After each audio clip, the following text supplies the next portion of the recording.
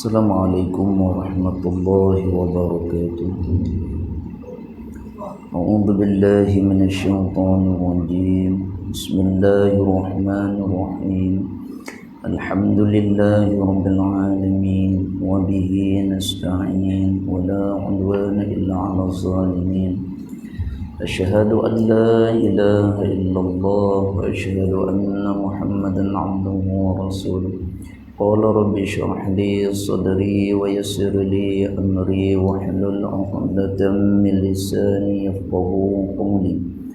Allahumma arinal haqqa haqqan warzuqna ittiba'ahu wa arinal batila batilan warzuqna ijtinabah.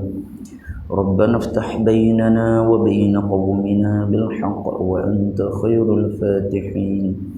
Qalu subhanaka la ilma lana illa ma 'allamtana innaka antal alimul hakim. La hawla wa la quwwata illa billahil aliyyil azim. La hawla wa la quwwata illa billahil aliyyil azim. La hawla wa la quwwata illa billahil aliyyil azim. Amma ba'd. Qala musannifu rahimahullahu ta'ala wa nafa'ana bi'ulumihi fid dharain ya rabbal alamin.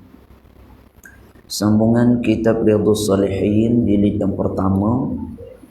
Kita sampai pada halaman muka surat yang ke-8, iaitu hadis yang bernombor 5. Hadis yang kelima, itulah hadis yang berbunyi Anna Anasin radhiyallahu anhu qala raja'na min ghazwati Tabuk ma'an Nabi sallallahu alaihi wasallam faqala inna aqwaman khalfana bil Madinah ma salakna sya'ban wala wadiyan illa wahum ma'ana habasahumul 'udhr. Rawahul Bukhari. Yang bermaksud diriwayatkan oleh Imam Bukhari daripada Anas radhiyallahu an katanya, semasa kami kembali daripada peperangan Tabuk bersama-sama dengan Nabi sallallahu alaihi wasallam. Peperangan Tabuk adalah peperangan yang berlaku di dalam musim panas, dan destinasi ataupun medan Tabuk ini adalah jauh di sempadan Rom sana. Hari ini adalah Timur Tengah, Syam. Sebahagian daripada Syam itu adalah menjadi takluk kerajaan Rom. Jadi Tabuk ini dia adalah di bawah takluk Rom, dan Nabi mengarahkan kepada tentera Islam untuk pergi ke medan Tabuk dalam keadaan cuaca yang teramat panas, perjalanan yang terlalu jauh. Bayangkan tuan-tuan, daripada Madinah nak naik ke atas itu terus sampai ke tengah, di Timur Tengah.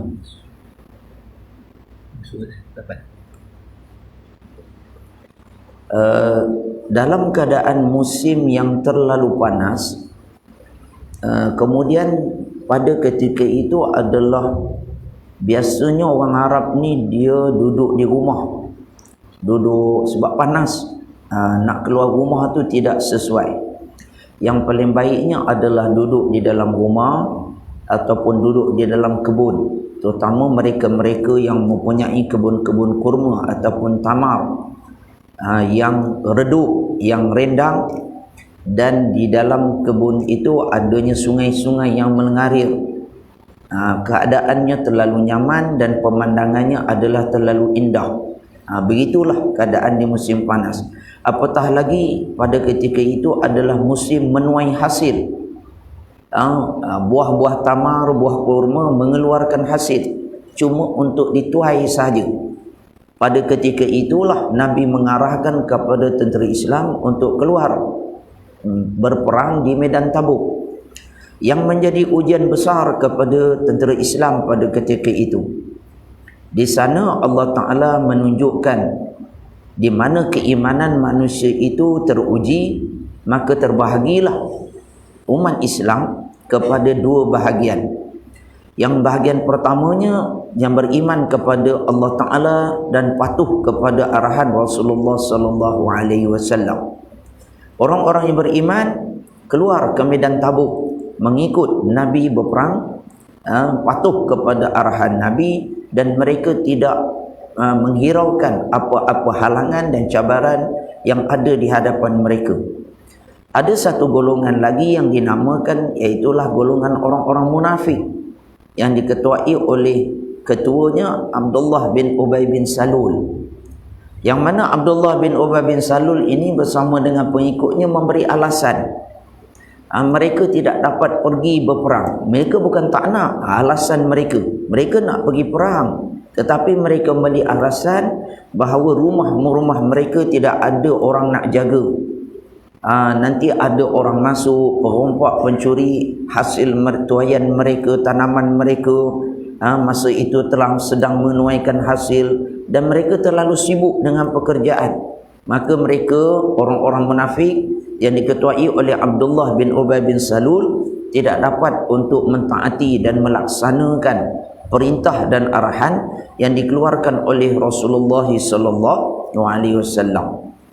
Dan ada satu lagi golongan, tuan-tuan, iaitu golongan ketiga. Mereka ini adalah orang beriman. Orang munafik tadi, mereka ini Rasulullah sallallahu alaihi wasallam menyerahkan kepada Allah Subhanahu wa taala. Ada satu golongan lagi, iaitu mereka ni orang beriman, tetapi mereka lengah dan leka. Mereka lambat-lambat, mereka berlalai-lalai. Sedangkan tentera Islam bersama dengan Nabi SAW telah pun berangkat ke medan perang. Setelah Nabi dan pasukan Islam berada jauh di perbatasan, dah keluar daripada Madinah, barulah beberapa orang sahabat ini, antaranya saya ingat Malik dan beberapa orang, ada 2-3 orang sahabat, yang mereka barulah bergegas, baru nak mencari bekalan, baru nak cari persenjataan, kenderaan dan seumpamanya, menyebabkan mereka jadi bermasalah dan mereka tidak dapat melengkapkan diri mereka untuk segera mengikuti pasukan tentera yang dipimpin oleh Rasulullah sallallahu alaihi wasallam. Akhirnya apabila merasakan bahawa tentera Islam telah pergi terlalu jauh dan mereka tidak dapat mengikuti, sedangkan mereka ada beberapa orang ini di kalangan mereka yang terlalu tua, lalu mereka tidak dapat mengikuti dan mereka tinggal di Madinah dalam keadaan yang cukup kecewa. Mereka terlalu sedih dengan apa yang berlaku kepada diri mereka, dengan kelalaian dan kelemahan yang mereka lakukan. Sehinggalah mereka menunggu kepulangan Nabi sallallahu alaihi wasallam, dan hasil daripada peperangan Tabuk, Nabi bersama tentera Islam pulang dengan kemenangan. Dan apabila Nabi sampai sahaja di Madinah, maka orang-orang munafik terus berjumpa dengan Nabi. Abdullah bin Ubay bin Salul bersama dengan pengikutnya terus berjumpa dengan Nabi, memberikan alasan mereka bagian, mereka alasan bagian, mereka bagian, masing-masing dengan alasan yang diada-adakan, yang sebenarnya Allah Ta'ala maha mengetahui apa keadaan mereka yang sebenarnya. Lalu Rasulullah SAW menyerahkan mereka, urusan mereka kepada Allah Ta'ala. Sama ada mereka betul ataupun mereka salah, maka mereka itu urusan mereka dengan Allah Ta'ala, dan terserahlah kepada Allah Ta'ala bagaimana untuk memperlakukan orang-orang munafik ini. Sedangkan ada satu golongan tadi yang dia berlengah-lengah, lalu mereka mengaku kesalahan mereka. Ini ada satu golongan, tuan-tuan. Golongan yang pertama beriman yang ikut berperang bersama dengan Nabi, yang tu tak ada masalah. Golongan kedua orang-orang munafik yang tidak ikut berperang dan mengada-ngadakan alasan. Dan golongan ketiga yang mengaku bersalah.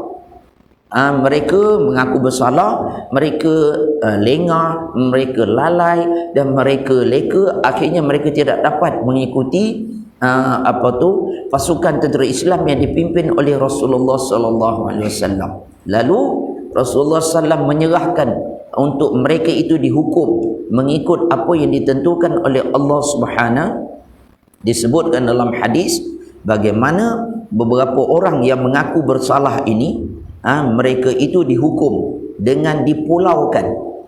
Mereka tidak dihubungi, mereka diputuskan hubungan, mereka tidak dibual bicara, tidak ada orang yang memberi salam kepada mereka, tidak ada orang yang menghiraukan mereka. Seolah-olahnya 2-3 orang yang tidak mengikuti perang Tabuk ini, mereka ini seolah-olah berada di bumi yang terasing. Mereka menjadi orang yang bukan lagi orang beriman, bukan orang Islam, kerana pemulauan dan hukuman yang dilakukan, yang dikeluarkan arahan oleh Rasulullah sallallahu alaihi wasallam. Dan pada ketika itu datanglah musuh-musuh Islam daripada orang kafir mengambil kesempatan untuk menggoda dan mengajak kepada beberapa orang sahabat Nabi ini untuk keluar daripada Islam dan masuk kepada agama Nasrani ataupun Yahudi. Tetapi Allah Ta'ala memelihara keimanan mereka sehinggalah pemulauan itu dan hukuman yang ditetapkan oleh Allah Ta'ala itu berlangsung lebih daripada 40 hari. Akhirnya Allah Ta'ala menerima taubat beberapa orang yang beriman, yang benar-benar mengaku bersalah, dan mereka nak bertaubat dengan ikhlas sepenuhnya kepada Allah Subhanahu wa Ta'ala, dan Allah Ta'ala memberi keampunan kepada mereka. Inilah golongan yang dipuji oleh Allah Subhanahu wa Ta'ala.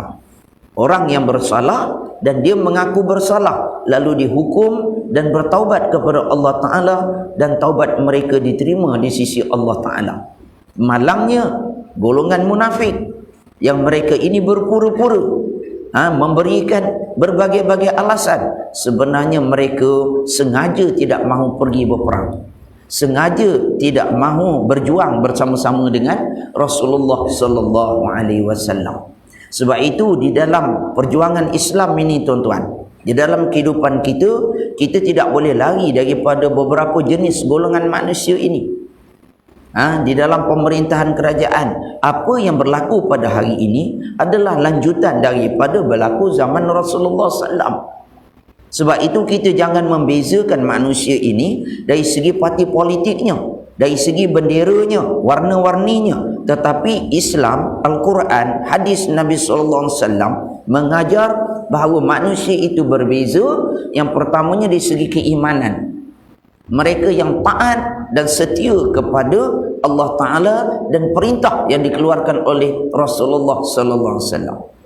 Yang keduanya, orang-orang yang lalai dan leka, tetapi mereka tetap beriman, mengaku kesalahan, dan mereka redha untuk dihukum dan bertaubat kepada Allah Subhanahu wa Ta'ala. Ini di kalangan orang-orang Islam yang lemah imannya. Dan golongan yang ketiga adalah golongan munafik. Golongan munafik yang sengaja tidak mahu berjuang di medan Islam, tidak mahu patuh kepada arahan Rasulullah sallallahu alaihi wasallam, tidak mahu dihukum. Yang mereka mahu hanyalah kesenangan. Yang mereka mahu adalah mendapat keuntungan, laba daripada mereka melarikan diri, tak mahu susah payah. Mereka mengambil jalan mudah yang mereka tahu adalah mereka mendapat keuntungan tanpa berjuang, tanpa bersusah payah, dan tanpa berkorban bersama-sama dengan Rasulullah sallallahu alaihi wasallam. Ini orang munafik. Ada daripada zaman Nabi sehinggalah zaman sekarang. Dan golongan yang keempat itulah orang kafir yang memusuhi Islam dan berperang menentang Nabi sallallahu alaihi wasallam dan agama Allah Subhanahu wa taala. Jadi bila balik daripada medan Tabuk, perjalanan yang sebegitu jauh, Nabi sallallahu alaihi wasallam tiba-tiba bersabda. Tengah-tengah perjalanan tu Nabi pun bercakap. Nabi kata apa? Sesungguhnya di Madinah ada beberapa orang sahabat yang terhalang daripada menyertai peperangan kerana sakit. Nabi kata, kita ni alhamdulillah dapat pergi berperang, dapat keluar ke medan perang dengan izin Allah Ta'ala. Tetapi ada beberapa orang sahabat kita yang dia tak dapat berperang, tak dapat keluar ikut bersama, kerana bukan mereka tak nak berperang, bukan mereka orang munafik, bukan mereka sengaja-ngaja tidak melarikan diri daripada peperangan, tetapi Nabi menyatakan mereka itu ada keuzuran, iaitu mereka sakit. Jadi Nabi menyatakan bahawa satu golongan yang ikut berperang bersama dengan Nabi sallallahu alaihi wasallam, dan yang ini Nabi sebut ada satu golongan yang dia nak pergi berperang tetapi tidak dapat menyertai Nabi, tidak dapat bersama dengan tentera Islam kerana udzur syar'i, kerana mereka sakit yang agak teruk dan mereka itu tidak dapat pergi mengikuti perang bersama dengan Nabi SAW. Jadi ada masalah udzur syar'i adalah sakit. Di mana sahaja kita lalui berjalan ke hulur ataupun ke lembah, mereka tetap bersama-sama kita di lereng atau di lembah. Jadi Nabi kata walaupun tentera Islam yang bersama dengan Nabi perjalanan yang jauh, naik bukit, turun bukit, melalui padang pasir yang panas terik, mereka-mereka yang tertinggal di Madinah kerana sakit, yang terlantar, yang terbaring, tak dapat nak pergi berperang, yang sakit, tidak ada tenaga dan upaya, kata Nabi, mereka tetap bersama-sama dengan tentera Islam.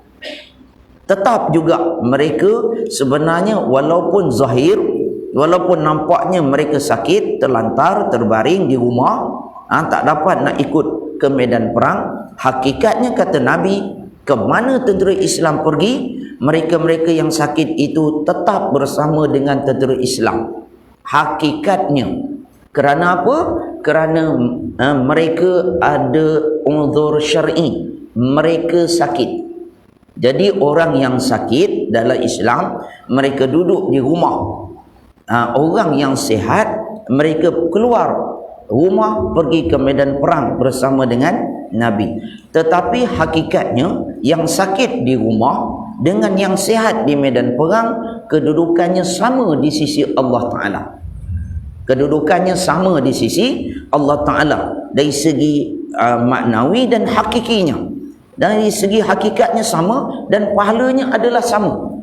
Syaratnya orang yang sakit itu dia ada niat nak pergi berperang. Jangan pula dia sakit, dia tidak ada niat, bahkan dia gembira dengan sakit.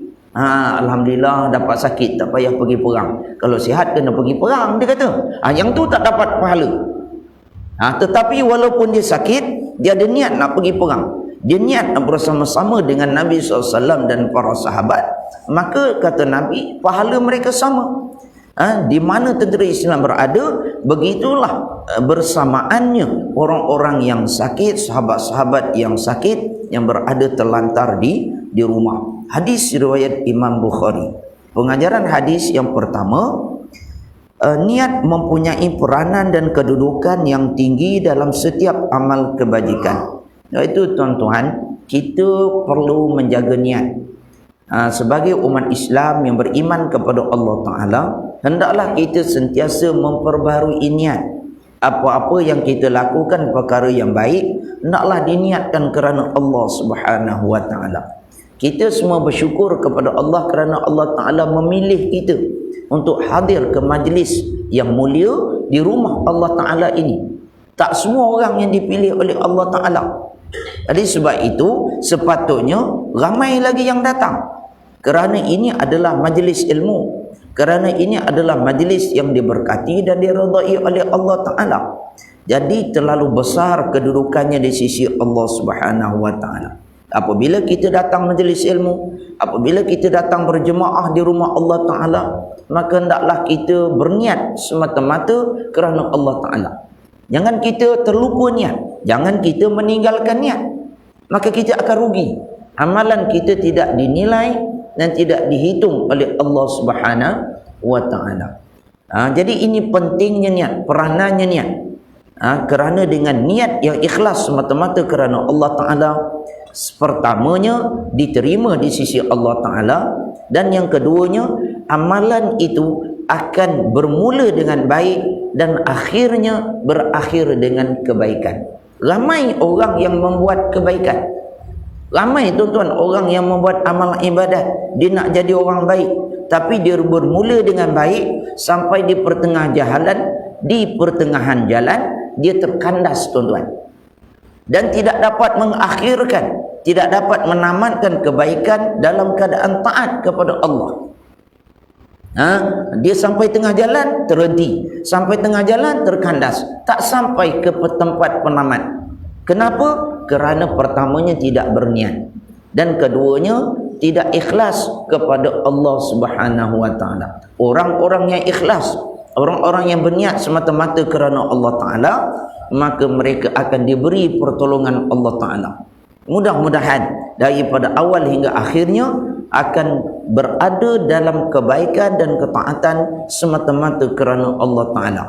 Yang kedua, orang-orang yang udzur, yakni sakit, yang berniat menyertai peperangan akan mendapat ganjaran pahala jua sama seperti orang yang pergi berperang, pergi berjuang.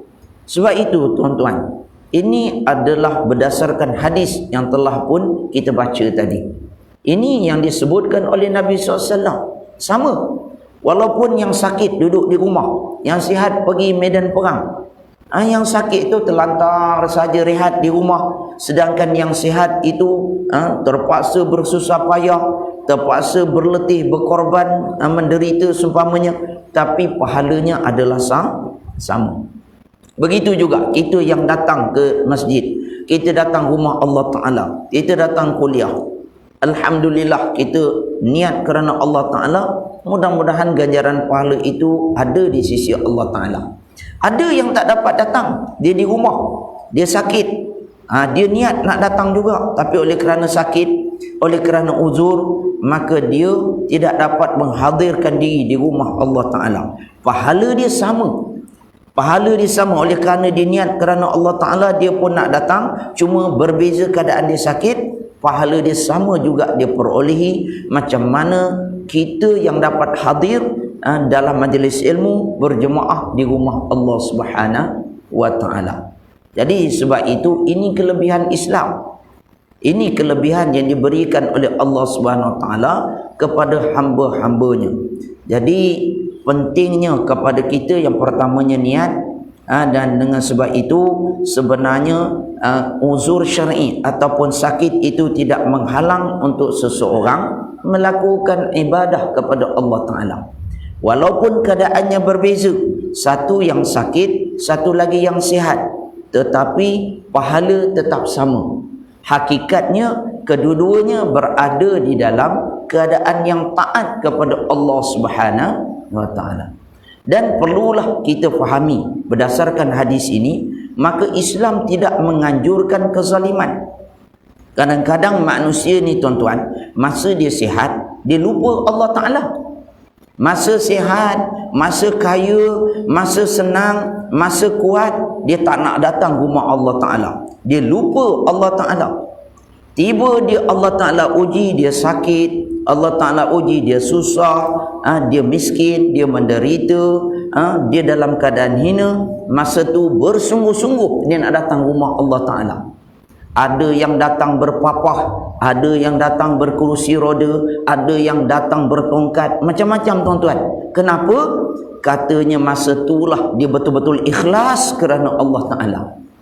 Sebenarnya ni adalah satu kesilapan. Kita nak bagi tahu masyarakat, sebenarnya Allah Ta'ala nak menilai kita, menguji kita dengan kesihatan, dengan kekayaan, dengan keuangan, dengan keduniaan, supaya kita taat kepada Allah Ta'ala. Jangan kita lupa kepada Allah. Jangan kita lalai dan kita gagal diuji oleh Allah Subhanahu Wa Ta'ala.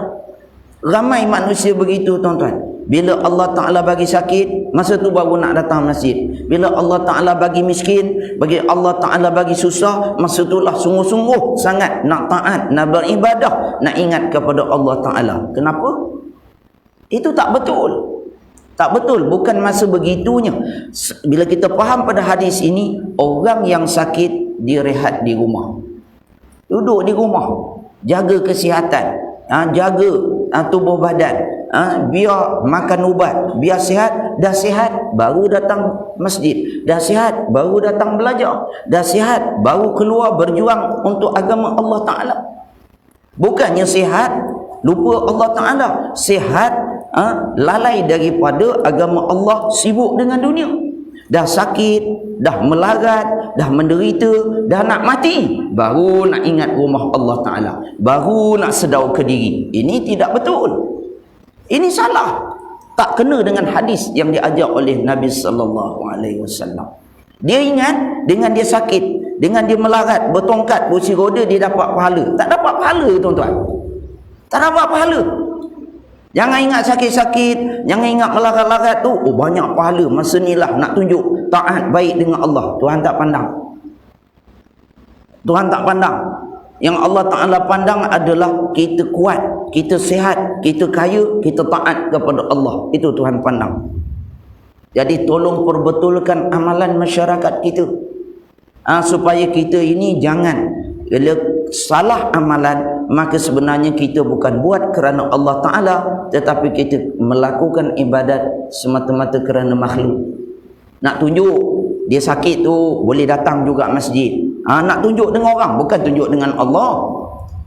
Kita belajar hadis ni, orang sakit duduk rumah, orang yang tak sihat, orang yang melarat, dia duduk berehat di rumah. Dia niat sahaja untuk datang. Dah sihat, dah pulih, dah baik, barulah datang untuk berjuang, untuk berada di rumah Allah Subhanahu. Kemudian yang ketiga, orang yang udzur syar'i dikecualikan daripada mengerjakan kewajipan yang tertentu. Jadi sebab itu, dalam Islam, orang sakit tidak sama dengan orang sihat. Orang sakit, maka diberi keringanan, rusuh, diberikan dia itu kerehatan. Itu sakit. Masalah orang kita, orang sihat ni yang nak rehat sangat. Orang kuat ni yang nak berlebih-lebih. Yang sakit dah tentulah, tuan-tuan. Sikit je sakit, tapi kemain teruk gamaknya. Lakonannya terlalu dahsyat dan terlalu parah. Yang sihat pun, ini tak betul. Ini kita kena faham. Sebab itu dalam Islam, sihat kurniaan Allah Ta'ala, sakit pun kurniaan Allah Ta'ala. Kalau sakit, buat cara sakit. Kalau sihat, kena buat cara sihat. Allah Ta'ala Maha mengetahui. Kita tak boleh tipu Allah Ta'ala. Manusia boleh tipu makhluk, boleh tipu manusia, tetapi tidak boleh tipu Allah Ta'ala.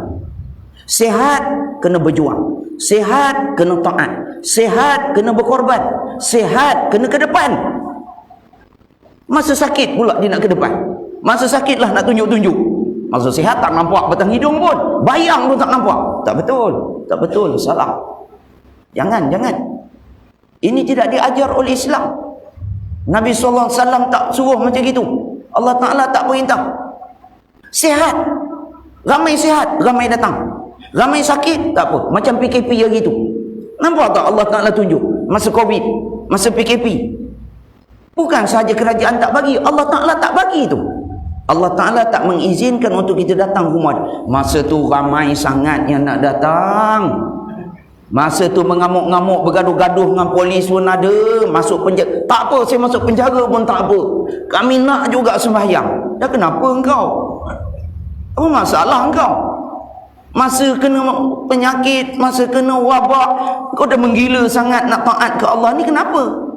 Dia tak baca hadis ni, tuan-tuan. Masa wabak, masa penyakit, masa bahaya, duduk rumah. Tu bukan kata kerajaan tu. Itu perintah Allah Ta'ala. Allah Ta'ala uji kita ada masa sihat. Allah Ta'ala uji kita ada masa sakit. Masa ada wabak duduk rumah. Masa ada binatang buas. Ini dia tak faham. Dia ingat dia kau main semangat. Agama bukan dengan semangat. Agama bukan dengan semangat ataupun yang melebih-lebih. Bukan. Agama adalah dengan kefahaman. Agama adalah dengan ilmu. Agama itu adalah untuk keselamatan dunia akhirat.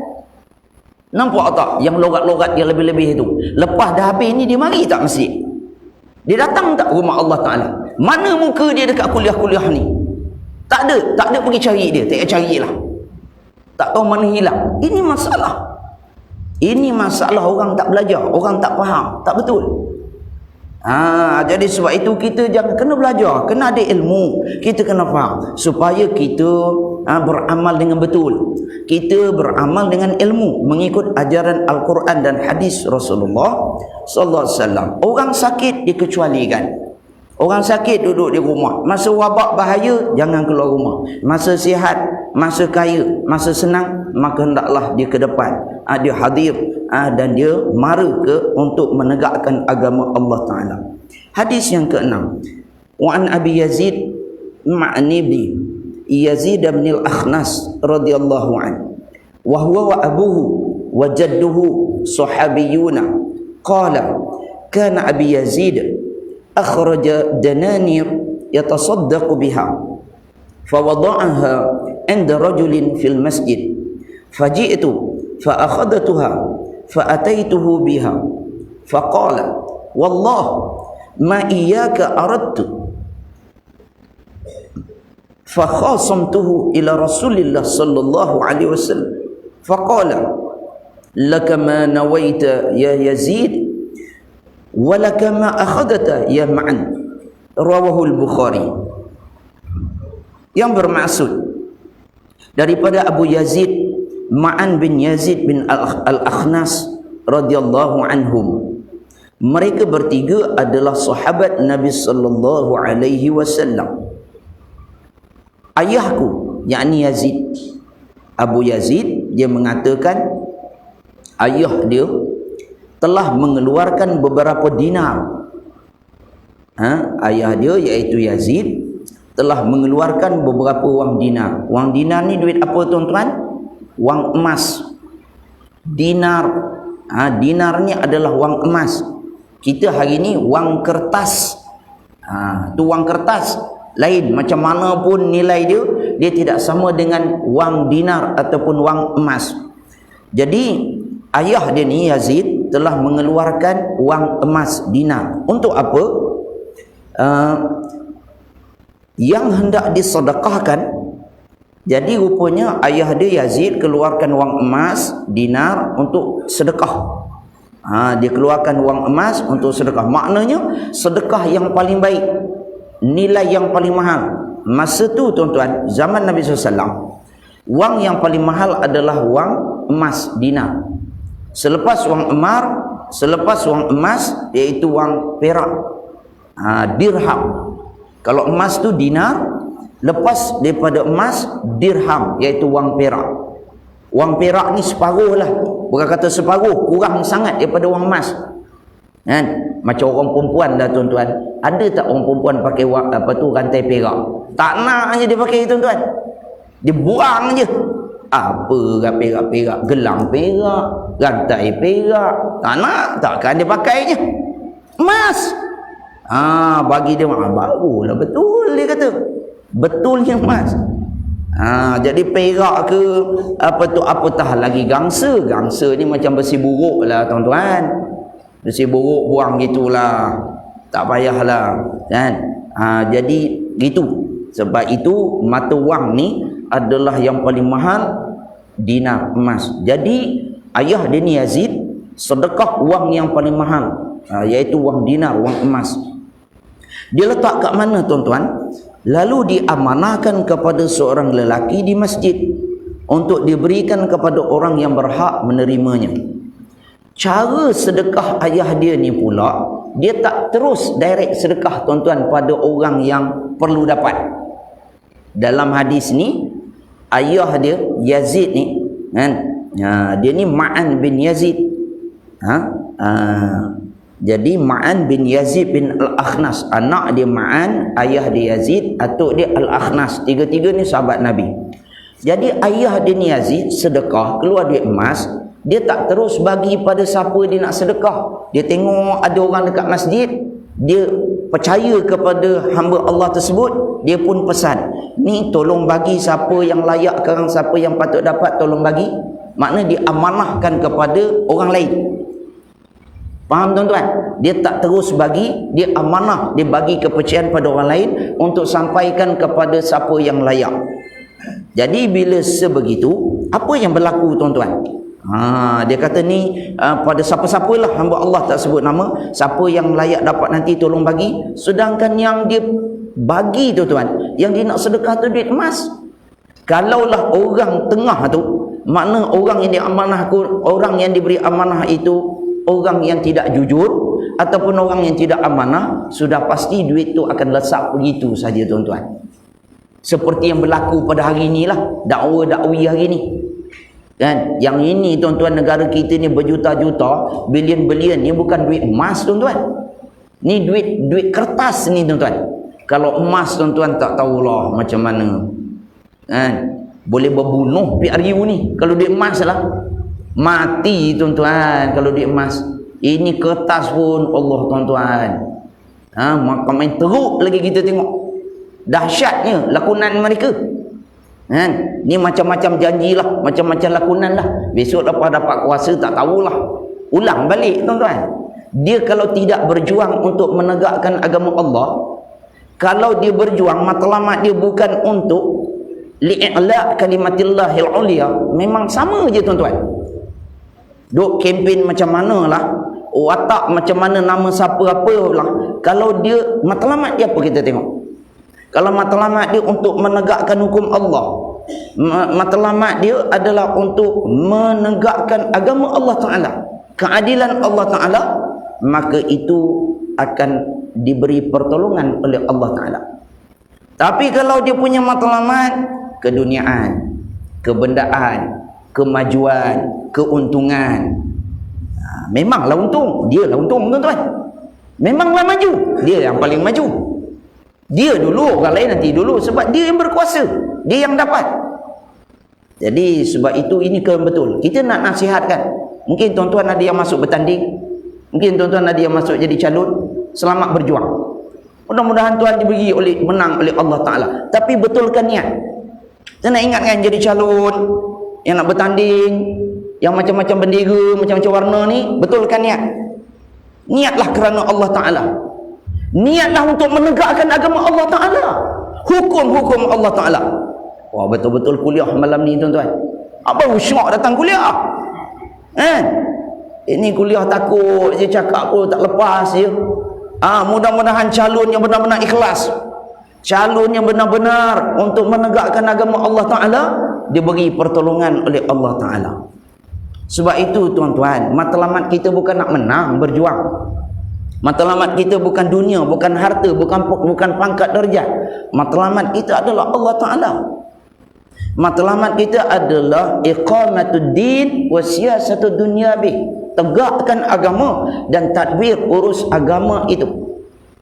Kita tadbir urus apa tu, iqamatuddin wasiyasatud dunya, kita uruskan dunia ini dengan agama, kita tegakkan agama, maka kita tadbir, kita urus, kita selaraskan dunia ini dengan mudah-mudahanlah tuan-tuan, kita nampak nanti ada hasil dah.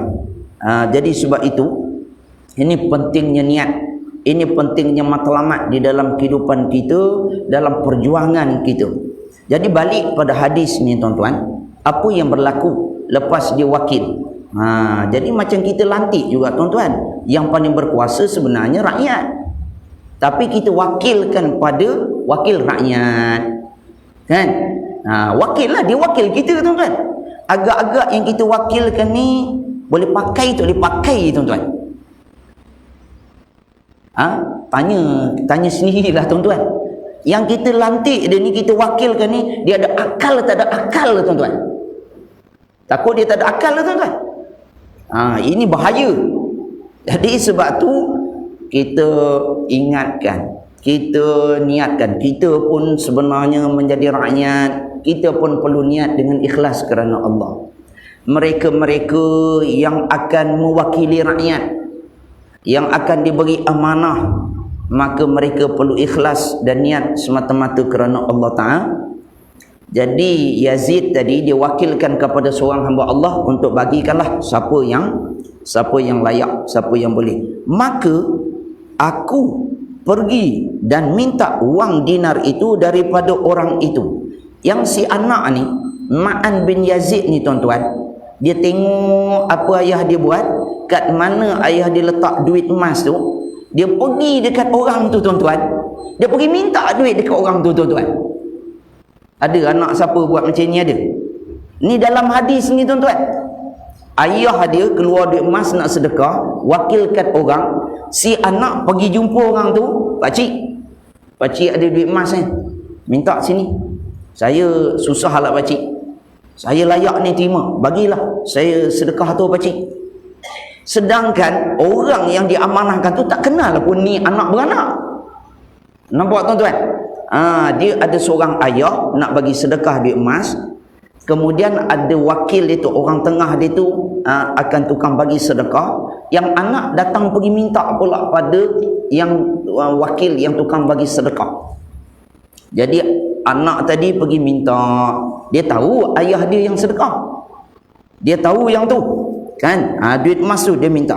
Lalu aku tunjukkan kepada ayah aku, bila dia minta dapat tuan-tuan.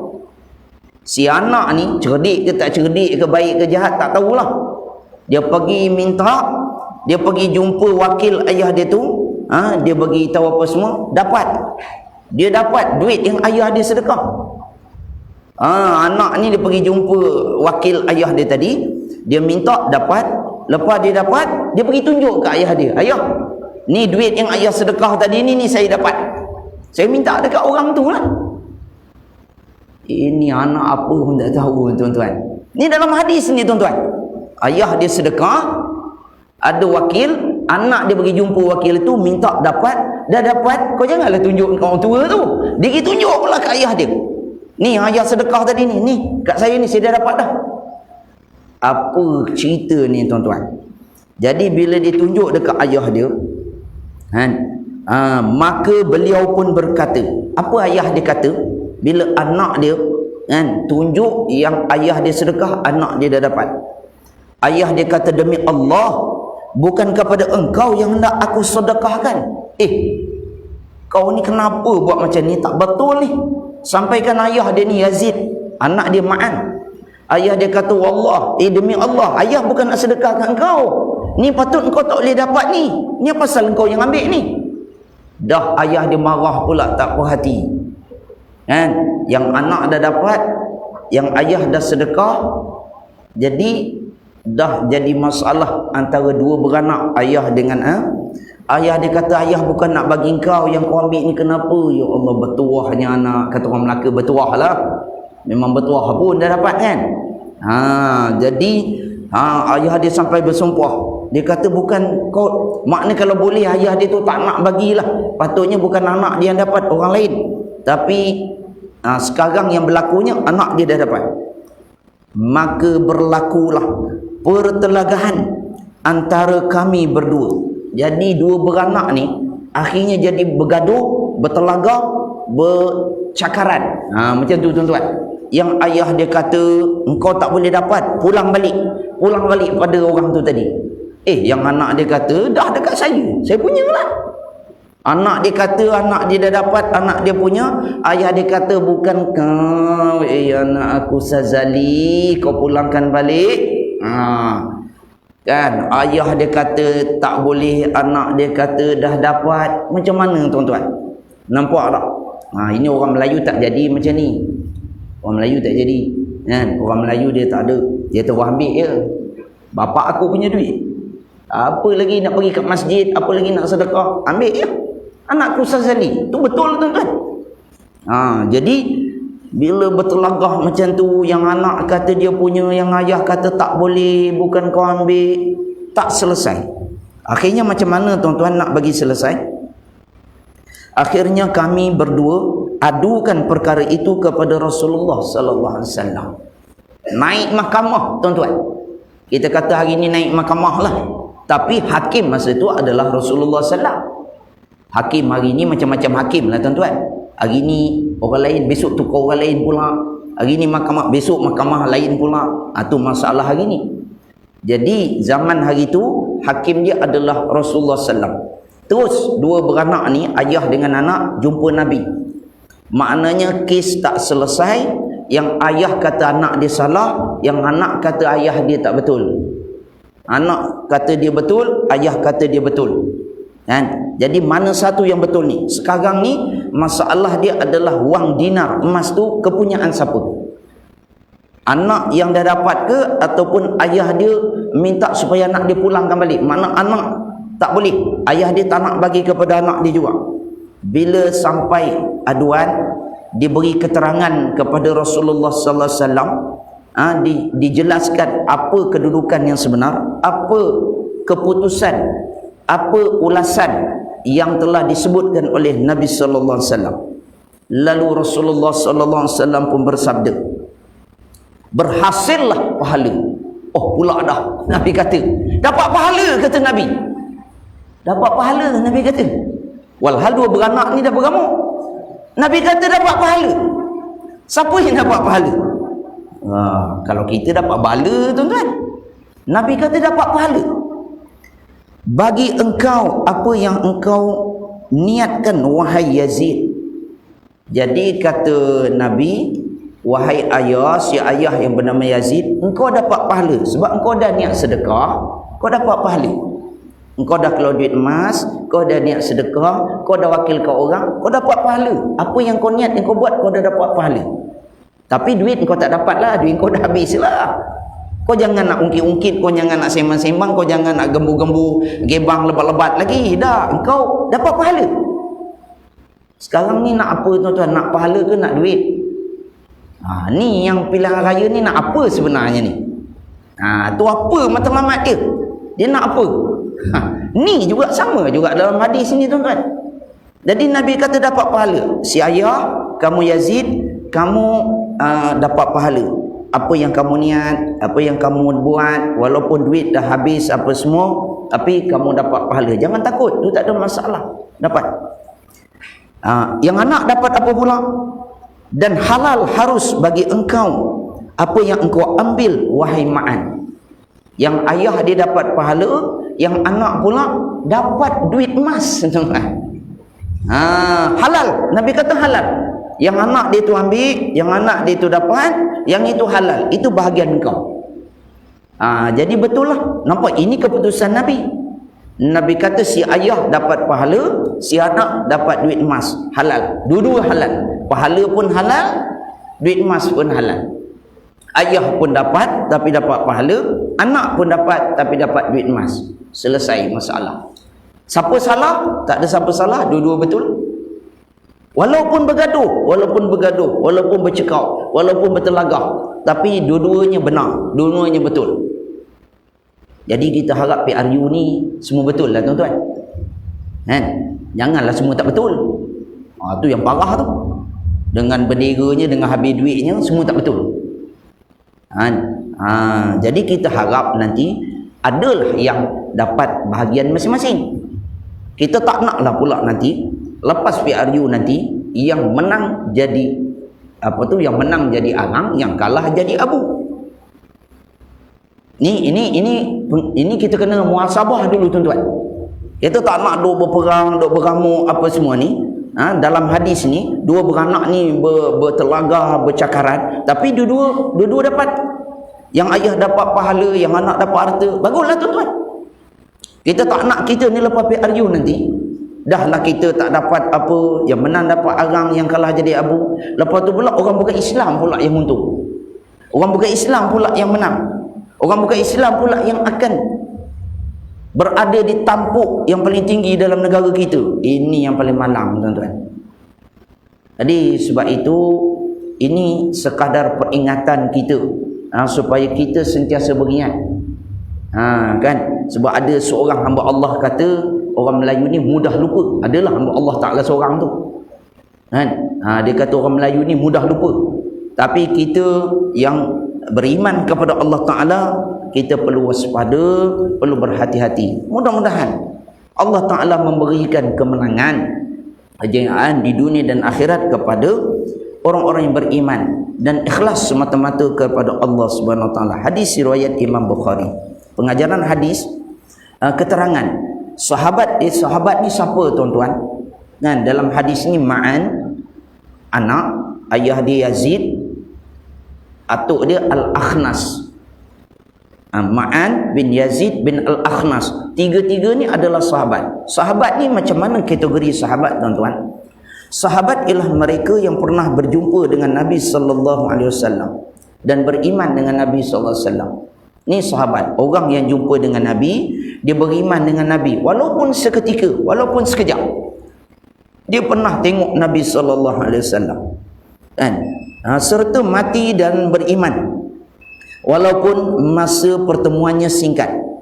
Jadi dia jumpa dengan Nabi walaupun seketika, walaupun singkat, dan dia mati dalam keadaan beriman. Maka ini termasuk dalam kumpulan mereka yang dipanggil sebagai sahabat.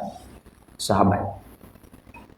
Ada seorang hamba Allah tuan-tuan yang bernama Uwais Al-Qarni. Seorang hamba Allah Ta'ala yang bernama Uwais Al-Qarni. Kita belum belajar hadis ni, tapi ini cerita dia ni lah, kena cerita juga tuan-tuan. Uwais Al-Qarni ni adalah orang yang dikenali di langit tetapi tidak dikenali di bumi. Uwais Al-Qarni ni adalah orang Yaman. Orang Yaman ni tuan-tuan kulit hitam, bukan keling, kulit hitam. Orang Yaman. Kalau Arab ni kita tengok, kita pergi Mekah yang gelap-gelap tu, biasanya orang Yaman. Orang Yaman ni dia pakai jubah, dia pakai serban lain daripada Arab Saudi pada Arab lain. Nabi pesan kepada Sayyidina Umar, dalam hadis kita nak baca nanti, kita akan jumpa dalam kitab ni, tak tahulah jilid berapa. Nabi pesan pada Sayyidina Umar, wahai Umar, bila kamu jumpa dengan seorang manusia bernama Uwais Al-Qarni, kamu minta doa daripada dia. Ini hadis. Nabi kata, Umar, kamu jumpa dengan Uwais bin Al-Qarni, kami minta doa pada dia. Lalu Sayyidina Umar pun peganglah cakap Nabi tu. Tiap kali musim haji, Sayyidina Umar cari Uwais Al-Qarni. Jadi lamalah tu, lama. Kan? Dan disebutkan bahawa Sayyidina Umar berjumpa dengan Uwais Al-Qarni selepas kewafatan Rasulullah sallallahu alaihi wasallam. Nabi dah tak ada. Maknanya Uwais Al-Qarni dia hidup sebelum Uwais Al-Qarni dia hidup semasa Nabi hidup, dan selepas Nabi wafat pun dia hidup lagi Uwais Al-Qarni. Okey tuan-tuan, siapa dia Uwais Al-Qarni? Uwais Al-Qarni ni adalah orang susah. Dia duduk kat Yaman. Dia ni anak seorang lah, anak tunggal. Mak dia dah tua, mak dia uzur. Mak dia dah tua, mak dia uzur. Jadi Uwais ni anak lelaki. Walaupun dia anak lelaki, mak dia ni orang perempuan, dia yang jaga mak dia. Mak dia tak larat jalan, mak dia tak boleh apa, dia yang mandikan, dia yang angkat, dia yang bagi makan, semua mak dia, dia yang uruskan mak dia. Uwais Al-Qarni. Ada anak-anak kita macam tu tuan-tuan? Adalah. Tapi biasa orang macam ni orang tak kenal tuan-tuan. Jadi semakin hari semakin lama, sampai suatu ketika ibu kepada Uwais ni dia sebut, Uwais, mak rasa mak ni tak lama lagi lah dapat tinggal dengan kau ni. Mak rasa mak nak pergi Mekah lah, kita pergi buat haji jom. Kan? Dia lama. Kan? Dia bukan kira senang susah, dia sebut je dia nak pergi. Dia minta je apa dia. Sedangkan orang tahu, Uwais tahu, mak Uwais pun tahu bahawa mereka dua beranak ni orang susah. Yaman ni tuan-tuan, kalau Arab Saudi, Mekah, Madinah ni, Yaman paling bawah sekali tuan-tuan. Mekah dengan Madinah ni ke atas. Jadi bila mak dia kata nak pergi Mekah, Uwais pun fikir, Allah, hai, dia kata masa hari tu tuan-tuan, orang pergi Mekah tak ada yang jalan kaki, mesti naik kenderaan. Naik unta, naik kuda, naik keldai tu paling teruk lah tu. Macam naik basikal lah kalau naik keldai. Kan? Jadi Bila begitu Uwais pun fikir macam mana nak kata tak boleh. Mak ini mak dia, takkan dengan mak kata tak boleh, tak nak. Jadi dia anak yang taat. Nak ceritanya Uwais ni punca kunci dia anak yang taat pada mak dia. Jadi bila mak dia kata nak pergi haji, Uwais fikir-fikir, akhirnya besok kerja dia apa tuan-tuan? Kerja dia pergi cari kayu api, pergi ambil upah, bolehlah hidup makan 2 beranak, itu je kerja dia Uwais. Jadi macam mana nak pergi haji? Jadi akhirnya ada simpan sikit-sikit. Uwais fikir dia beli anak lembu tuan-tuan. Uwais ni dia beli anak lembu. Lepas beli anak lembu dia buat apa? Dia pergi angkat anak lembu, letak dekat atas bahu dia, dia pikul, naik atas bukit, turun bukit. Naik atas bukit, turun bukit. Orang kampung dia tengok Uwais ni dah lah miskin, dah lah susah, makin gila pula tengok. Apalah tak ada kerja lain. Anak lembu dipikulnya naik bukit, turun bukit, naik bukit. Orang duk cakap, tak tanya pun dia. Ni orang kampung. Orang kampung Uwais tak tanya pun apa pasal Uwais kau buat macam ni. Ni kenapalah pikul anak lembu, pikul lah benda lain gamaknya. Tak tanya pun. Jadi tiap-tiap hari macam itu tuan-tuan. Orang duk cakap, dia duk buat. Sampailah anak lembu tu yang dia pikul tu makin hari makin besar, makin hari makin besar. Kan? Dia boleh pikul sebab hari-hari dia pikul. Dan badan Uwais ni menjadi berketak-ketak, sadu-sadu. Ni kan, orang sini kan ramai sadu-sadu. Macam tu lah. Yang angkat anak lembu tu kan, tak payah angkat berat, tak payah apa, angkat anak lembu. Jadi bila dah begitu, dekat dengan musim haji. Bila musim haji, kan, Uwais pun dia siap kelengkapan apa semua. Dia angkat mak dia pikul untuk pergi mengerjakan haji. Barulah orang kampung faham.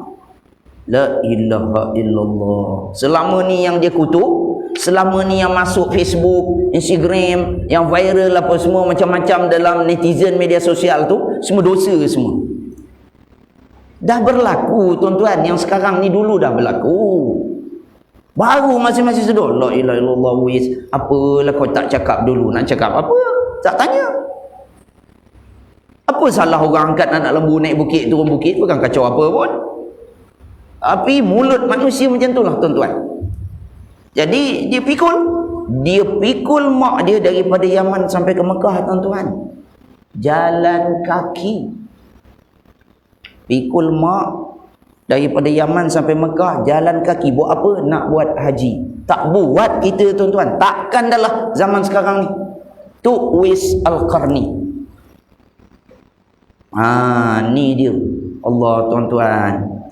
Anak kita ni tak tahulah anak akhir zaman ni. Kan?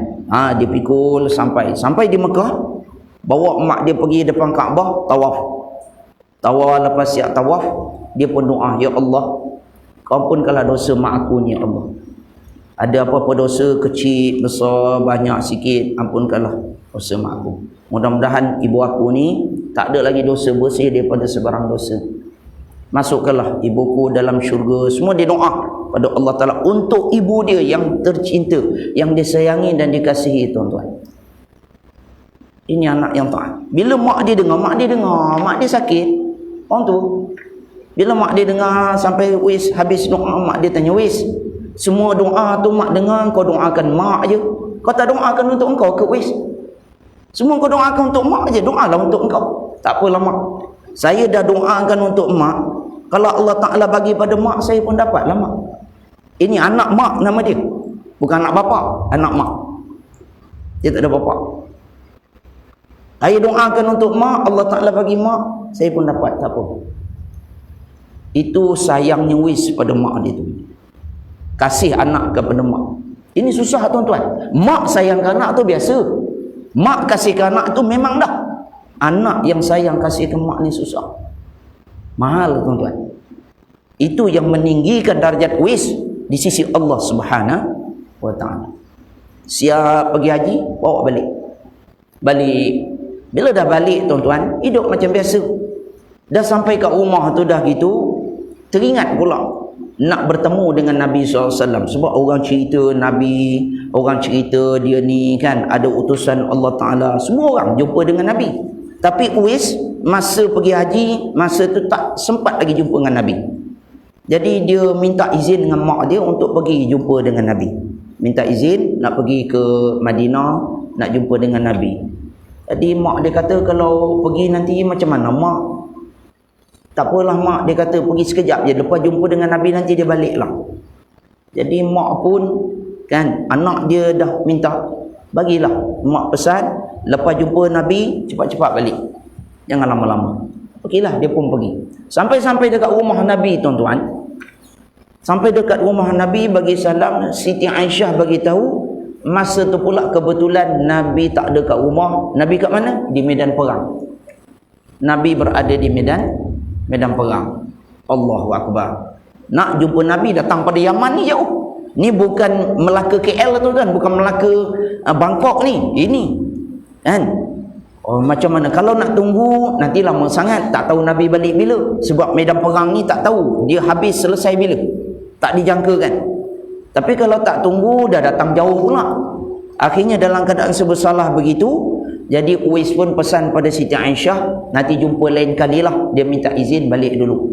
Takdirnya tak dapatlah jumpa dengan Nabi. Balik je Uwais, tinggalkan je Madinah, Nabi pun pulang menang dalam medan perang. Balik Nabi tanya Siti Aisyah, siapa orang yang cari aku tu? Mana dia? Nabi tahu ada orang nak cari Nabi. Kata Siti Aisyah, orang tu dah beredar dah. Betulan dia pun balik, awak pun sampai. Tak dapatlah jumpa. Nabi kata orang itu adalah Uwais Al-Qarni. Nabi tahu yang datang itu adalah Uwais Al-Qarni. Jadi takdir Allah Ta'ala, tuan-tuan, lepas daripada tu tak adalah jumpa dengan Nabi sampailah Nabi wafat. Selepas Nabi wafat, musim haji itu berterusan. Jadi Sayyidina Umar tiap kali musim haji tanya orang daripada Yaman, ada tak yang hadir yang datang Uwais Al-Qarni. Akhirnya satu tahun tu, satu kali, bila Sayyidina Umar tanya satu rombongan daripada Yaman, kata rombongan tu ada, Uwais Al-Qarni ada datang. Mana dia? Aku nak jumpa, kata Sayyidina Umar. Dia dekat bahagian belakang. Kerja dia adalah jaga binatang-binatang ternak. Kalau kita kata jaga kereta, jaga kenderaan lah tuan, jaga parking lah. Budak jaga parking tu Uwais Al-Qarni. Dia ada sana, dia tengah jaga lembu, jaga kambing, unta apa. Tu Umar pergi cari, tuan-tuan. Umar pergi cari kerana perintah Rasulullah sallallahu alaihi wasallam. Walhal Umar dia dah jamin syurga, tuan-tuan. Umar ni tak jumpa Uwais pun tak apa. Dia tak ada ruginya, tuan-tuan. Macam Datuk Seri yang berhormat kan, menteri-menteri ni, apa diherankan orang Batang Melaka ni, tak jumpa pun tak apa. Tapi kena ingat, kalau tak ada orang Batang Melaka, dia tak jadi yang berhormat, dia takkan jadi menteri. Itu kena ingat. Itu kena ingat. Begitulah Sayyidina Umar ni, Nabi pesan, Nabi arah jumpa Uwais, minta doa. Sayyidina Umar cari, tuan-tuan. Sayyidina Umar cari, bila cari, tengok-tengok, dia katakan Sayyidina Umar pergi dengan Sayyidina Ali. Bila sampai, Uwais tengah semayang, tuan-tuan. Dekat-dekat kambing, dekat-dekat unta tu, tengah semayang. Dan bukan ada bekerja nak jaga binatang tu, binatang tetap binatang juga. Dia hamba Allah Ta'ala. Sampailah Uwais selesai semayang, Sayyidina Umar pun tanya pada Uwais, betul awak ni nama Uwais? Betul? Kan? Bila salam tu, tuan-tuan, Sayyidina Umar terus buka tangan Uwais. Rupanya Uwais ni, dia ada penyakit sebelum tu dia ada penyakit kulit, penyakit sopak. Akhirnya dia tu beransur pulih, baik, dan ada satu kesan di tapak tangan dia. Kesan penyakit tu ada dekat tapak tangan dia. Dia sabar dengan penyakit dia, dia taat dengan mak dia, dia redha dengan ketentuan Allah Ta'ala. Orang susah, tuan-tuan, mana ada duit, mana ada ubat, nak jumpa doktor apa, tak ada. Jadi bila Sayyidina Umar salam je, terus buka tapak tangan dia, ada kesan besar duit shilling lah, macam tu. Jadi Sayyidina Umar kata sah dah, ini memang Uwais Al-Qarni, tak salah orang dah. Orang baik dia ada petanda dia, tuan-tuan. Orang jahat pun lagi besar tanda dia. Tu memang tak lari punya. Kenal dengan tak kenal, beza dengan tak boleh beza je. Jadi bila begitu Sayyidina Umar bagi tahu Uwais, Nabi pesan dengan saya, minta jumpa dengan kau, ni dah jumpa ni, Nabi suruh saya minta awak doakan untuk saya. Kata Uis, apa masalah tuan ni pula ni? Saya ni orang tak ada apa-apa. Patutnya saya lah minta tuan doakan saya. Siapa tak kenal Sayyidina Umar, tuan-tuan? Umar ni bukan kata satu Mekah, satu dunia kenal dia. Kita yang tak pernah tengok dia pun kenal Umar ni. Kata Uis, sepatutnya tuan doakan saya. Apalah saya nak doakan tuan? Ni dah tak betul ni. Ni salah orang ni. Tak ada. Umar kata tak ada, dah betul dah. Ini pesan Nabi, kut macam mana pun kau kena doakan aku, Uis. Dah jadi bergaduh pula, tuan-tuan. Uis kata janganlah macam ni nanya ke saya. Saya ni orang susah. Saya ni budak-budak suruhan je. Apa pula saya nak doa? Tuan dah senang dah. Sayyidina Umar ni ahli syurga dah, nak doa apa lagi? Kau ni jangan degil boleh tak? Dah Nabi suruh aku minta tolong. Tak selesai ni, tolong selesailah. Tolong nak minta merayu-rayu apa semua. Akhirnya dia buat perjanjian. Apa dia perjanjian? Uis kata, baiklah macam ni. Lepas saya doakan ni, lepas apa semua selesai, minta jangan beritahu orang lain tentang saya. Tu permintaan Uis. Minta jangan beritahu orang lain tentang saya. Tak nak lagi ada orang jumpa macam ni, nak doa-doa ni, tak nak. Kalau kita kan lagi nak kan. Lepas ni mai datang jumpa kat saya, lagi ramai lagi. Saya ni mesti orang kenal, mesti ramai peminat macam itu. Dia bukan itu ciri Uis, tuan-tuan. Minta lepas ni janji dengan saya, tak ada orang lagi jumpa nak minta doa ni, tak ada. Boleh? Yalah, kata Umar, tak apalah kalau macam itu minta. Yang penting kau doakan aku sudah. Jadi Umar seoranglah dapat. Kita-kita semua ni memang tak dapat dah, tuan-tuan. Itu janji dia Uis. Jadi Uis pun doakan Sayyidina Umar. Dah lah memang Umar tu baik, nak buat apalah doakan Sayyidina Umar kan. Lepas tu doakan aku, lepas tu doakan kita semua. Itu orang yang taat kepada Allah Ta'ala dan Rasul, tuan-tuan. Orang baik ni, tuan-tuan. Kut macam mana pun dia nak jadi baik, tuan-tuan. Walau dah baik pun nak baik lagi. Kita ni susah ni. Jadi selesai apa semua tu, Sayyidina Umar pun balik dan beredar. Dikatakan itulah kali terakhir orang berjumpa dengan Uis. Umar je jumpa, lepas tu tak jumpa dah. Tak ada orang dah jumpa dengan Uis Al-Qarni. Satu ketika dia berlaku kejadian di laut, tuan-tuan. Ada orang naik kapal dan kapal dipukul ribut, tofan. Akhirnya kapal itu yang muat dengan barang hampir karam. Kapal tu nak karam.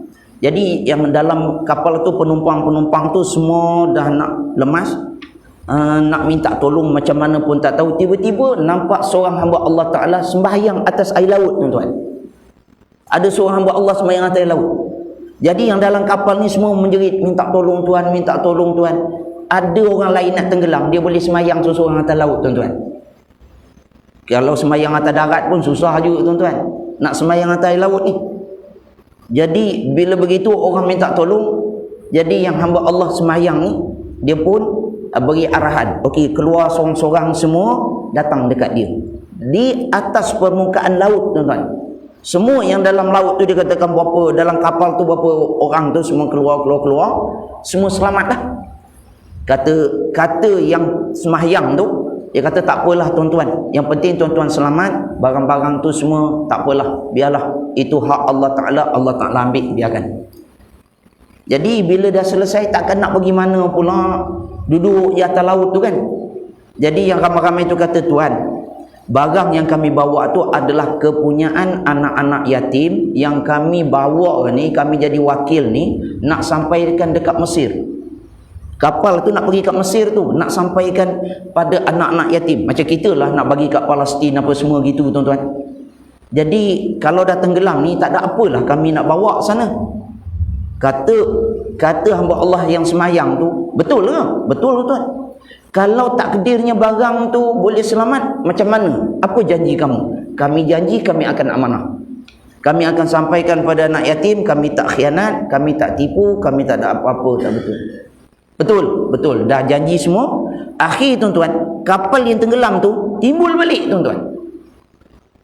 Kapal yang tenggelam tu timbul balik dengan barang-barang semua selamat. Yang tadi tu dekat atas laut, naik balik atas kapal. Sebelum nak berangkat tu, penumpang nak berangkat tu, sempatlah tanya, tuan boleh tanya, Tanya sepatah, Tuan ni siapa nama? Tu je tanya, Tuan ni siapa nama? Saya adalah Uwais Al-Qarni. Balik kapal tu dengan penumpang dia sampai dekat Mesir, hebohlah cerita. Mereka telah bertemu, ceritalah apa yang berlaku kat laut tu, jumpa Uwais Al-Qarni apa semua, dan dikatakan itulah kali terakhir manusia berjumpa dengan Uwais Al-Qarni. Jumpa kat mana? Tempat dia macam tu. Atas darat tak jumpa dah. Kita ni atas darat pun tak jumpa, kat laut pun tak jumpa, dalam tanah lah kot. Tu je tempat dia. Jadi tuan-tuan, dikatakan bahawa bila Uwais ni dia masa kemat hari dia meninggal dunia, dipanggil oleh Allah Ta'ala, orang yang datang untuk memandikan jenazah dia terlalu ramai, sedangkan orang yang datang itu tidak dikenali. Tak ada orang kenal, bukan orang kampung, bukan orang tempatan. Dia meninggal je, orang nak mandikan jenazah dia itu terlalu ramai. Orang kampung kata, ni datang pada mana, ni tak kenal pun. Selesai mandikan dia, nak semayang pun ramai. Orang yang datang itu tidak dikenali. Orang datang tu tidak dikenali. Selesai semayang, selesai dimandi, dikapankan, disemayang, semuanya dalam keadaan yang terlalu ramai, yang tidak dikenali untuk menguruskan jenazah Uwais. Sehinggalah dibawa jenazah dia untuk disemadikan, dikebumikan, terlalu ramai. Orang-orang yang tidak dikenali oleh orang kampung, orang tempatan. Ni memang orang luar punya. Selesai je pengurusan jenazah Uwais, hebohlah cerita. Kan? Sebab itu yang datang itu sebenarnya memang ramai, tetapi bukanlah orang biasa. Itulah yang dikatakan Uwais ini orang yang terkenal di langit tetapi tidak dikenali di dunia. Yang ramai-ramai itu adalah makhluk langit, bukan makhluk bumi. Makhluk bumi ramai mana tuan-tuan? Jadi begitulah ceritanya hamba Allah Ta'ala yang dia ini adalah hidup zaman Nabi sallallahu alaihi wasallam. Hidup zaman Nabi dan dimuliakan oleh Allah SWT. Orang Yaman ni hebat tuan-tuan. Banyak kita jumpa watak-watak orang Yaman ni hebat. Pengajaran hadis yang pertama, sedekah sunat harus diberikan kepada anak, tetapi sedekah wajib zakat tidak harus diberikan kepada anak ataupun ayah. Ingat Jadi keturunan, anak beranak, adik-beradik, sedekah sunat boleh bagi, boleh dapat. Sedekah wajib, zakat tak boleh. Itu ada beza. Sunat dengan wajib, sedekah dengan zakat ada beza. Yang sunat boleh, yang wajib tak boleh pada darah daging, pada ahli keluarga, pada anak beranak suku sakat. Yang kedua, seseorang anak yang mengemukakan sesuatu kes yang berlaku terhadap ayahnya kepada hakim untuk mencari penyelesaian, tidak dianggap derhaka kepada ayah. Kalau berlaku pertelegahan, berlaku pertikaian antara dua beranak, untuk menegakkan kebenaran, nak cari siapa betul salah, sampai bawa ke mahkamah, walaupun antara anak dengan ayah, itu tidak dikira derhaka, itu tidak dikira sebagai dosa dan kejahatan. Untuk menegakkan kebenaran, memang dia akan ada pertelingkahan. Jadi anak dia boleh dakwa ayah, ayah boleh dakwa anak. Jadi sebab itu pentingnya dalam Islam untuk kita menegakkan kebenaran, bukan menegakkan kemungkaran, bukan menegakkan kebatilan dan kejahatan. Mahkamah ataupun perbicaraan itu untuk mencari kebenaran dan keadilan. Yang ketiga, orang yang memberi sedekah tetap mendapat ganjaran sama ada sedekahnya jatuh ke tangan orang yang berhak ataupun tidak, jika niatnya sahih, yakni betul dan ikhlas. Jadi orang yang sedekah, lepas dia sedekah, sampai ke tak sampai, betul ke tak betul, dia niat nak sedekah kerana Allah, pahala dah dapat. Yang penting dah niat, dah ikhlas, dah lillahi ta'ala, pahala dah dapat. Jadi ke tak jadi ke, sampai ke tak sampai ke, banyak sikit ke, orang tipu ke apa, tu masalah lain. Yang pentingnya orang yang sedekah, dia telah dapat bahagian dia, pahala sedekah dia yang terlalu besar di sisi Allah Subhanahu Wa Taala. Ingat tuan-tuan, amalan orang yang nak mati, kalau tanya dia orang nak mati, apa yang dia nak buat kalau Tuhan bagi dia peluang hidup semula? Dalam Quran tuan-tuan, orang yang nak mati kalau tanya apa yang dia nak buat kalau Tuhan bagi sambung nyawa dia sikit, dia nak sedekah tuan-tuan. Tapi masa hidup, kau main tangkai jering, tai hidung masin, semua cukup tuan-tuan. Masalah nak mati itulah mahalnya sedekah. hebatnya di sisi Allah Ta'ala. Yang keempat, sedekah boleh diamanahkan kepada orang lain untuk disampaikan kepada orang yang berhak. Boleh wakil. Kita nak sedekah, kita boleh wakil orang lain. Syarat orang tu amanah, orang yang jujur, orang yang boleh dipercayai untuk disampaikan kepada yang berhak dan layak. Yang kelima, sesuatu yang diniatkan untuk sedekah itu akan mendapat pahala walaupun siapa sahaja yang menerimanya. Jadi tak kira sampai pada orang baik ke, sampai pada orang jahat ke apa ke, tetap juga niat yang baik lillahi ta'ala, kerana Allah mendapat pahala balasan di sisi Allah. Terakhir tuan-tuan, yang keenam, seseorang anak boleh menerima sedekah daripada pemberian sedekah bapanya. Sedekah ini adalah sedekah sunat. Sedekah sunat, bukannya wajib ataupun zakat seperti yang kita maklumkan tadi. Anak boleh terima sedekah zakat. Sedekah sunat anak. Ayah boleh, anak boleh sedekah pada ayah, ayah boleh sedekah pada anak. Itu memang digalakkan dalam Islam, dianjur. Bahkan lebih utama sedekah kepada ahli keluarga, kaum kerabat, kan, ataupun anak beranak, lebih utama daripada sedekah kepada yang jauh-jauh, kepada orang lain. Kerana itu adalah anjuran yang diperintahkan oleh Islam. Sekadar itu tuan-tuan, sebelum kita tangguh kalau ada apa-apa.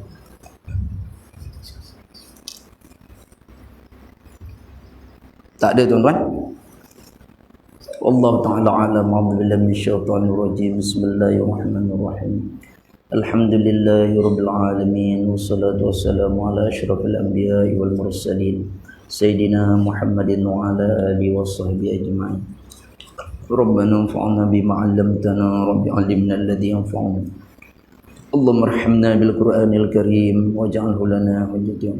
Allahumma arhamna bil Qur'anil karim waj'alhu lana imaman wa nuran. Allahumma dzakirna minhu ma nasina wa 'allimna minhu ma jahilna warzuqna tilawatahu ana al-laili wa atrafan nahar waj'al hujjatan lana ya maulana ya arhamar rahimin. Allahumma lakal hamdu wa ilaikal mushtaka wa antal musta'an wa la hawla wa la quwwata illa billahil 'aliyyil 'azim. Sallallahu ala sayyidina Muhammadin nabiyil ummi wa ala alihi wa sahbihi wa baraka wa sallam walhamdulillah. Subhanakallahumma bihamdika asyhadu an la ilaha illa anta astaghfiruka wa atubu ilaik. Bismillahirrahmanirrahim. Al-'asr. Innal insana lafi khusr illal ladzina amanu wa 'amilus shalihat wa tawassaw bil haqqi wa tawassaw bis sabr. Assalamualaikum warahmatullahi wabarakatuh.